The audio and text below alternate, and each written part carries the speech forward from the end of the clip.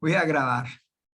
Bueno, no importa, porque, claro, lo que pasa es que eso no lo habíamos visto en la clase anterior y de repente a lo mejor valdría la pena como que lo repita un poco, ¿no? Cuando hablamos de las leyes de base y de las leyes de desarrollo, yo simplemente le mencioné que eso está en el artículo, no me acuerdo cuál, de la Constitución, y dice, ahí está, el artículo 165. Las materias objeto de competencias concurrentes, es decir, no las materias de competencia exclusiva de los estados ni de competencia exclusiva del Poder Nacional, sino de las materias donde tanto Estado Nacional como los estados federados tienen competencia. Allí entonces dice el artículo 165 de la Constitución, las materias objeto de competencias concurrentes serán reguladas mediante leyes de bases dictadas por el Poder Nacional y de leyes de desarrollo aprobadas por los estados. Entonces, van a haber una pareja de leyes, podríamos decir. Está sobre la materia, una materia que tengan competencia los dos, ya les voy a dar el ejemplo. Entonces, el Poder Nacional dicta una ley de bases que trata de uniformizar un estándar mínimo para que sea común en todo el país, ¿no? En los 23 estados. Pero luego cada uno de los estados desarrolla ese conjunto de bases y lo explicita y lo hace más detallado en lo que concierne a su propio estado, porque cada consejo legislativo conoce mejor su realidad geográfica, cultural, histórica, social. Entonces, bueno, es el poder legislativo estatal el que debe establecer la ley de desarrollo. Yo les decía, un ejemplo de esto podría ser, entonces les estaba dando el ejemplo del artículo 169 de la Constitución en materia de municipios, donde se dispone que la organización de los municipios y demás entidades locales se regirá por esta Constitución, por las normas que para desarrollar los principios constitucionales establezcan las leyes orgánicas nacionales, según ejemplo de ley orgánica por determinación constitucional, las leyes, por eso que la ley orgánica del Poder Público Municipal es orgánica, no porque lo decidió la Asamblea Nacional, sino porque ya la calificó la Constitución como orgánica, esa ley orgánica del Poder Público Municipal. Y en tercer lugar, o sea, la organización municipal se regula por la Constitución, por las leyes orgánicas nacionales y, en tercer lugar, por las disposiciones legales que de conformidad con aquellas, con las leyes orgánicas, dicten los estados. Aquí no se dice que la ley orgánica es una ley de base y que las leyes de los estados es una ley de desarrollo, pero hay que entenderlo, es lógico que así sea. ¿Por qué? Porque es una materia de competencia concurrente. Tanto el Poder Nacional como los estados tienen competencia para la organización del régimen municipal en cada estado. El Poder Nacional tiene el poder de dictar la ley nacional, que es común a todos los estados, y luego cada estado establecerá el régimen municipal de su estado, respetando esas bases comunes para todo el país, pero luego estableciendo un régimen distinto, pues específico, con base en el conocimiento que cada consejo legislativo tiene de la realidad geográfica, histórica, social, demográfica de cada uno de los estados, pues, ¿no? Entonces, bueno, en Venezuela existe hoy en día una ley orgánica del Poder Público Municipal que tiene como 300 o 400 artículos. Eso no es una ley de base. Una ley de base tiene 20 artículos, 30, 40 artículos, y es muchísimo. Vean cualquier ley de base, los invito a busquen unas leyes de base españolas para que vean cómo son cada base es muy amplia porque establece todo un marco normativo, pero sin detalles. Los detalles los viene a hacer luego la ley de desarrollo de cada una de las comunidades autónomas españolas. Aquí en Venezuela, la ley del municipio ha debido ser una ley de base, simplemente 20 artículos, 25 artículos y ya. Y luego el Estado Guárico dicta su ley de desarrollo sobre el régimen municipal en el Estado Guárico y el Zulia en el Estado Zulia y así. Porque no tienen por qué ser iguales los regímenes municipales en Zulia y en el Guárico. Deberían ser distintos. Pero no es así. Bueno, si esto hubiera ocurrido en España, los municipios hubieran salido corriendo al Tribunal Constitucional a impugnar esa ley orgánica del Poder Público Municipal por invadirle las competencias a los estados. Ya los estados no pueden dictar leyes de desarrollo porque en esa ley orgánica de poder público municipal se dice hasta cuánto hay que pagarle, cómo son los sueldos que se le debe pagar a los concejales. O sea que, ¿qué más? Pues, ¿no? Si, podrían regular también, y cuando tengan gripe les pueden dar permiso de salud, o no sé, pues detalles de ese tipo. ¿Cuántas sesiones pueden tener por semana los consejos municipales? Eso no es base, eso es desarrollo. Esos son detalles que debería regular cada uno de los estados. Pero no fue así y ningún municipio, ningún estado impugnó esa ley ante el Tribunal Supremo, y yo estoy seguro que si la hubiera impugnado, bueno, de repente estoy hablando mal, pues estoy imaginándome mal, ¿no? Pero si lo hubieran impugnado no creo que hubiera tenido éxito, ¿no? Porque con la mentalidad centralista que tenemos aquí, a todo el mundo le parece muy bien cuando las cosas son hechas en Caracas, según lo que dice Caracas, ¿no? Pero que van a saber allá en del Tamacuro, que van a saber en el Guárico, que van a saber del Táchira, de estas cosas, entonces se le tiene desconfianza a la provincia y por lo tanto tenemos una mentalidad absolutamente centralista. Las cosas son buenas y se hacen como se dice en Caracas. Entonces, bueno, entonces nos parece excelente una ley de 400 artículos, una ley de régimen municipal que dicta las bases, pero también el desarrollo. Desarrollo que es común y uniforme para todos los 23 estados, lo cual no debería ser. Para eso es que esta Constitución dice que cada estado debería establecer su régimen municipal, para que cada una lo haga, como lo dice más adelante, ¿no? Dice, atendiendo a las condiciones de población, desarrollo económico, capacidad para generar ingresos, situación geográfica, elementos históricos, etcétera, etcétera. Es decir, cada estado debería tener su propio régimen municipal. Ese sería un ejemplo de una materia en la cual debería haber una ley de bases y varias 23 leyes de desarrollo, porque eso es una materia de competencia concurrente entre el Poder Nacional y los estados. Eso con lo que respecta a esas leyes de base y de desarrollo. También vimos la ley habilitante, que ya vamos a mencionarla de nuevo cuando hablemos ahorita de los decretos leyes, y vimos también las leyes, ¿cuál es qué? Ah, le voy a compartir esto que siempre se me olvida también, el esquema unificado, aquí está.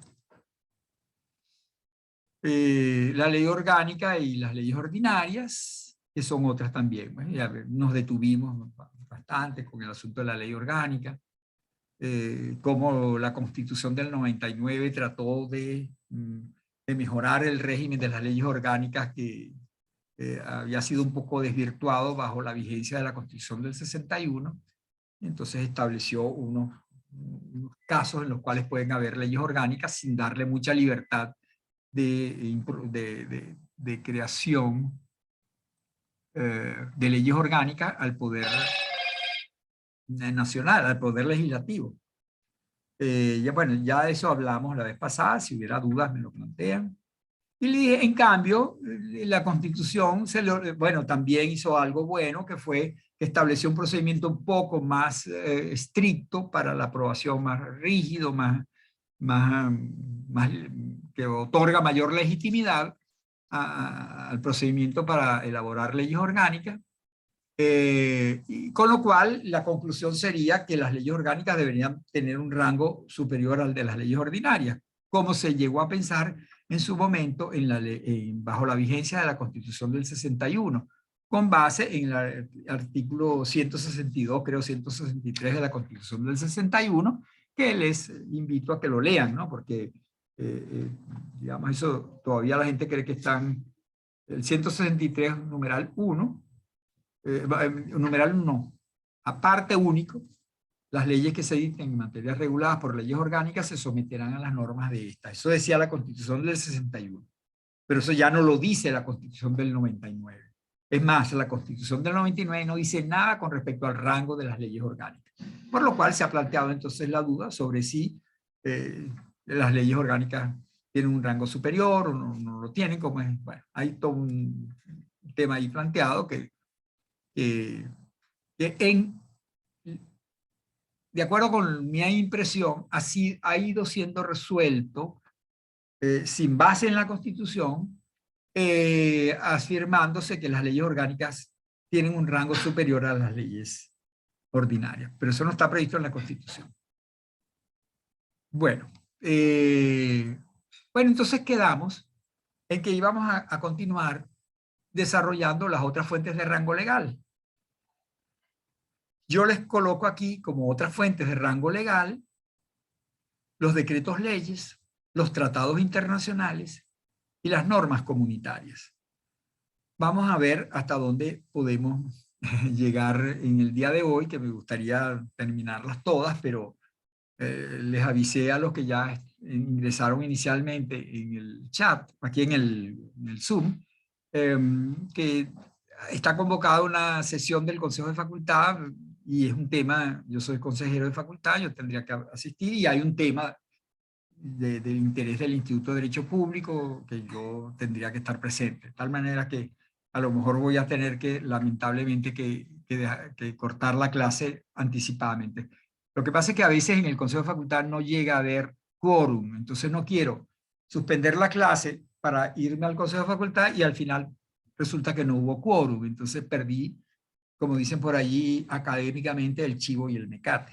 Entonces los dejé a ustedes sin clase y yo tampoco pude tener la clase del Consejo de Facultad, la sesión del Consejo de Facultad. Así que vamos a ver, de repente yo, lo que es que no sé cómo se hace eso, ¿no? O sea, cómo podría yo al mismo tiempo estar pendiente de, yo le puedo pedir al secretario del Consejo de Facultad que me avise si hay quórum, y entonces yo me incorporo, ¿ok? Entonces, ustedes me van a perdonar un segundito, porque a lo mejor eso nos permite que yo me quede más tiempo aquí con ustedes, ¿no? No sé si eso les agrada o les desagrada. Yo prefiero, porque así vamos avanzando, ¿no? Yo le puedo mandar al secretario del consejo me avise si hay quórum. ¿Cómo es la cosa?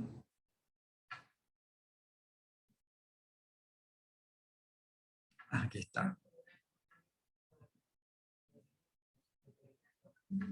Perdonen un segundito, ¿no? Pero en clase. Pero a ver.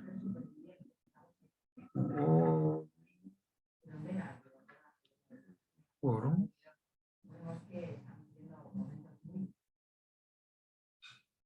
¿Cómo es que?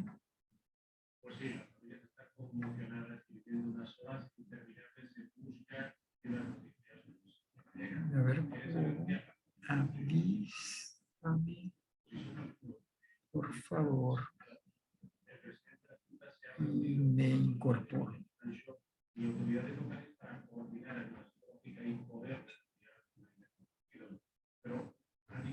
Gracias. Ok. Bueno, ya me despreocupo pues del tema del Consejo de Facultad. Y me consagro aquí con ustedes, ¿no? Vamos a ver entonces, dentro de las otras fuentes de rango legal, tendríamos las leyes y luego de los decretos leyes, los tratados internacionales y las normas comunitarias. Los decretos leyes son en realidad, yo diría, pues como que sí, son fuentes de rango legal, un poco como ya lo hemos venido anunciando, ¿no? Pero vamos entonces a comenzar por el concepto. ¿Qué se entiende por decreto ley?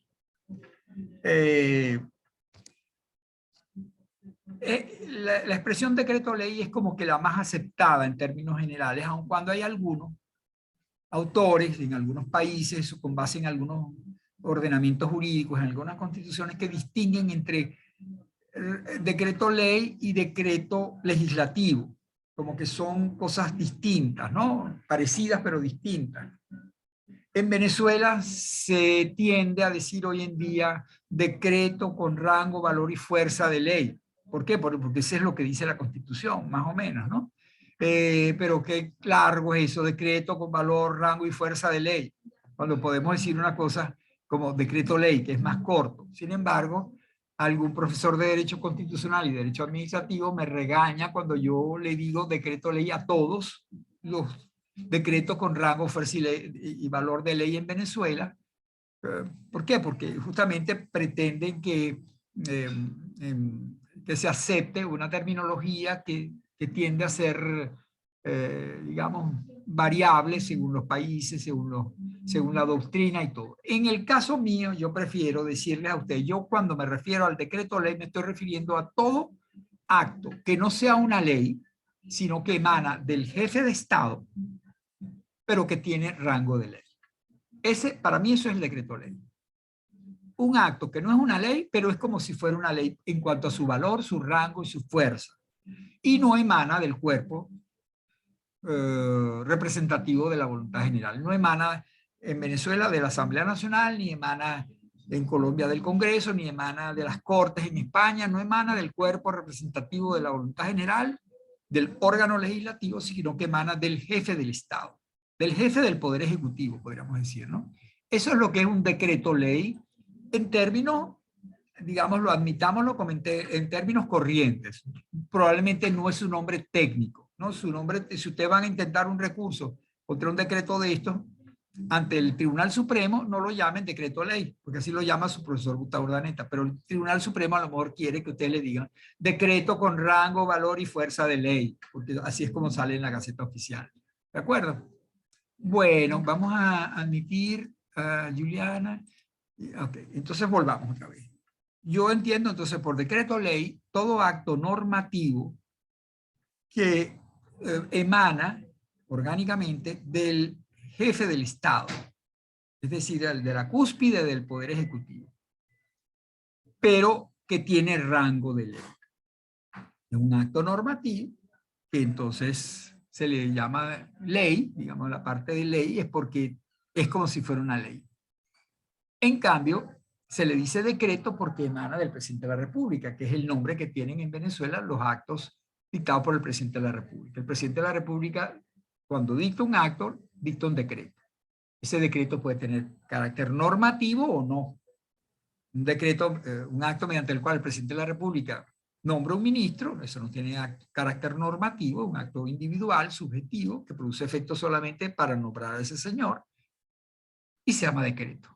Y el acto siguiente es un reglamento, bueno, entonces, un decreto contentivo del reglamento, entonces ese acto tendrá normas de rango sublegal, porque es un reglamento, pero se llama decreto también, ¿no? O sea, la forma oficial de denominar los actos del presidente de la República, lo dice la Constitución, son los decretos. Entonces, ya cuando nosotros vemos la palabra decreto ley, ya sabemos que eso no emana de la Asamblea, eso emana del presidente de la República. Se llama decreto porque emana del presidente de la República. Y se llama ley porque tiene valor de ley, cosa que normalmente no ocurre con los actos del presidente de la República. Los actos del presidente de la República normalmente son de rango sublegal, porque el presidente de la República, como parte que es de la administración pública, está sometido a la ley, no está en el mismo nivel de la ley. Ya eso lo hemos visto en las famosas distintas corrientes que definen la administración pública, que dicen que la administración es una actividad sometida a la ley. La ley está, desde el punto de vista jerárquico, de acuerdo con Kelsen, está en un rango jerárquicamente superior en la jerarquía normativa a los actos dictados por la administración, incluyendo al presidente de la República. Entonces, y yo les decía, eso está clarísimo ya de una vez en en el artículo que comienza a decir cuáles son las competencias del poder del presidente de la República, artículo 236, son atribuciones y obligaciones del presidente de la República, primero, cumplir y hacer cumplir esta Constitución y la ley. Cumplir y hacer cumplir la Constitución nos corresponde a todos, ya lo vimos en el artículo 7 de la Constitución, pero cumplir y hacer cumplir la ley le corresponde al Poder Ejecutivo, empezando por el presidente de la República, y de ahí para abajo todo, ¿no? Tienen que cumplir y hacer cumplir la ley, pero lo más importante es que cumplir la ley, él no puede alterar la ley, él no tiene poder para modificar una ley, él tiene que cumplir, así le guste o no le guste, pero él está sometido a la ley. Lo que pasa es que, y entonces aquí viene un tema que yo no lo identifico, de repente debería a lo mejor plantearlo como un tema distinto, que yo ustedes lo ven en el esquema, que yo no lo he no lo he segregado dentro de la fuente como una fuente distinta a los llamados actos de gobierno. Y aprovecho entonces a decirles que algunos autores en Venezuela, ya lo habíamos señalado cuando, no me acuerdo quién de ustedes nos explicó la teoría de Merkel, la doctrina vienesa, diciendo pues que eh, para esa doctrina, legislación es todo acto que ejecuta directamente la Constitución. Y vimos cómo el profesor Moles en sus lecciones de Derecho Administrativo, al hablar de esa corriente vienesa, perdón, austríaca, hace como una especie de, la trae a Venezuela y dice, bueno, eso es lo que pasa en Venezuela con algunos actos, o sea, ¿cuáles son esos actos que comprenden la legislación? En primer lugar, la ley propiamente dicha, aquella que dicta el Poder Legislativo mediante el procedimiento de elaboración de las leyes. Esas son las leyes y están en la legislación. En segundo lugar, los actos parlamentarios sin forma de ley. Es decir, actos parlamentarios que provienen del Parlamento, en el caso nuestro de la Asamblea Nacional, pero que no tienen forma de ley. Son acuerdos, etcétera, que dicta la Asamblea, pues autorización al presidente de la República para salir del país o autorización para nombrar un embajador, etcétera. Esos son actos parlamentarios, pero que no tienen forma de ley, no son leyes, son acuerdos entonces. Pero dice Molescaubet que forman parte del bloque de la legislación. ¿Por qué? Porque ejecutan directamente la Constitución también. Entonces, lo que pasa es que no son normativos, no tienen contenido normativo y por eso es que no los metemos aquí dentro de las fuentes del derecho administrativo de rango legal, porque no tienen contenido normativo. Pero luego vienen, según siempre, de acuerdo con el profesor Molescaubet, y parte importante de la doctrina, los actos del presidente de la República, los actos de gobierno. Entonces serían ley, María Ortiz, vamos a admitirla, ley, actos parlamentarios sin forma de ley, y en tercer lugar, los actos de gobierno. ¿Y qué serían los actos de gobierno? Los actos de gobierno serían los actos que el presidente de la República dicta en ejecución directa de la Constitución. Como una forma anómala existente en Venezuela y quizá en otros países, en los cuales se le permite al presidente de la República, a pesar de ser jefe de la administración y por lo tanto estar sometido a la ley, estar en un rango sublegal en cuanto a sus actividades, sin embargo, por, digamos, excepción, la Constitución le permite al presidente de la República dictar algunos actos con rango de ley. Y entre los ejemplos que da Molescaubet están justamente los decretos leyes, o sea, que son estos de los que estamos hablando hoy. Son actos que dicta el presidente de la República en ejecución directa de la Constitución y que por lo tanto tienen rango de ley. Eso lo decía Molescaubet bajo la vigencia de la Constitución del 61, donde a los decretos leyes la Constitución no decía que tenían rango de ley. Pero eso sí lo dice hoy en día la Constitución del 99. Los decretos que dicta el presidente de la República, al menos unos de ellos, tienen rango de ley, los decretos habilitados. Por lo tanto, entonces ya no hay ninguna duda. El presidente de la República en Venezuela hoy en día puede dictar actos normativos con rango de ley. ¿Cuáles son esos? Decretos leyes. Entonces, pero muchos otros autores piensan que en Venezuela los actos de gobierno, los únicos actos de gobierno que constituyen fuente del derecho administrativo son los decretos leyes. Los demás actos que dicta el presidente de la República en ejecución directa de la Constitución no contienen normas y por lo tanto no son fuentes del derecho administrativo. Por lo tanto, entonces por eso es que en mi esquema yo me limito solamente a los decretos leyes, ¿no? Como fuentes de rango legal emanadas del presidente de la República. Y entonces volvamos otra vez al concepto. Pues el decreto ley es un acto normativo dictado por el presidente de la República en ejecución directa de la Constitución y que por lo tanto tienen rango de ley, no tienen rango sublegal, sino rango legal. Bueno, dicho esto, entonces tenemos que pasar a algo bien importante, que lo tengamos claro, es el hecho de que en Venezuela no existe un solo tipo de decretos leyes, sino tres, al menos tres tipos de decretos leyes. Eso lo ha dicho la doctrina. con base en la Constitución. Y ya vamos a ver cuál es la base constitucional que tienen estas afirmaciones. Yo se lo señalo allí. El fundamento constitucional de cada tipo de decreto ley. Yo hablo de los decretos leyes habilitados que están en el artículo 203 y 236 de la Constitución. Ya los hemos visto más o menos, pero vamos a fijarnos en ellos de nuevo. En segundo lugar, los decretos leyes de servicios públicos que están previstos en el artículo 196, numeral 6 de la Constitución. Y en tercer lugar, los decretos leyes de estados de excepción que están previstos en el artículo 339 de la Constitución. Ya las vamos a ver. Por último, veremos aquí, dentro de este tema de los decretos leyes, el tema de si pueden haber decretos leyes orgánicas, ¿no? Entonces, ya no son clases distintas de decretos leyes, sino una duda que se ha planteado en nuestro ordenamiento jurídico sobre si pueden haber decretos leyes orgánicas, ¿no? Pero vamos a ver entonces los decretos leyes que sí están establecidos claramente en la Constitución y vamos a ver